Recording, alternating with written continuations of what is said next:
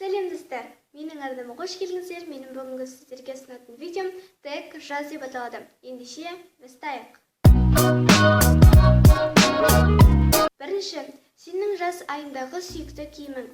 Менің жаз айындағы сүйікті киімім шорты және футболка. Екінші, жаз айындағы сүйікті тамағың.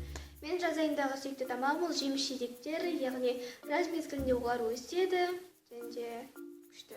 Үшінші, жаз мезгіліндегі сүйікті айың. Мен жаз мезгілінде сүйікті айым ол осы ай, яғни маусым айы. Маусым айы маған ұнайды, себебі ол айда менің туылған күнім болады және жаздың бірінші айы. Күшті. Төртінші, жаз айында қандай жоспарларың бар?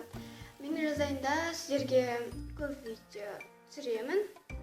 Ойлаймын түсіремін деп көп видеоны. Және әжемнің үйіне демалысқа барамын. Және ұйықтаймын. Бесінші, саған жаз мезгілінде бәрінен бұрын не ұнайды? Маған жаз мезгілінде бәрінен бұрын сабақ болмағаным және де көп уақытым бар. И все. Алтыншы, жаз айында қандай спортпен айналысасың? Мен жаз айында біз негізі өзіміз көшемізде ойнаймыз, ал ол жерде біз күнделікті футбол, волейбол ойнаймыз, яғни мен сол екі спортпен айналысамын деуге болады.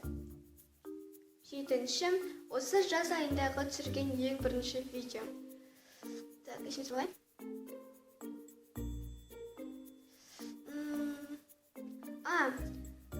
Сөйлесек деген, яғни бірінші маусым балалар күні және сіздерге 250 подписчик үшін алғыс айтқан видеом болатын. Яғни осы жазда мен сол видеоны түсірдім. Сегізінші, жаз мезгілі саған ұнай ма? Әрине ұнайды. Тоғызыншы, бұл текті кімге жолдайсың? Мен бұл текті барлық қазақ видеоблогерлеріне жолдаймын. Себебі мен осы видеоны түсіріп тұрған алғашқы адаммын қазақ видеоблогерлеріне. Бұндай видеоны түсірген мен әлі қазақ видеоблогерлерін кездестірген жоқпын, сол себептен мен алғашқымын. Және бұл текті барлықтарыңызға да жолдаймын. Достар, осымен мен бүгінгі видеом аяқталды. Егер сіздерге бұл видео ұнаса, лайк басыңыздар және каналға жазылыңыздар. Барлықтарыңызды жақсы көремін. Сау болыңыздар.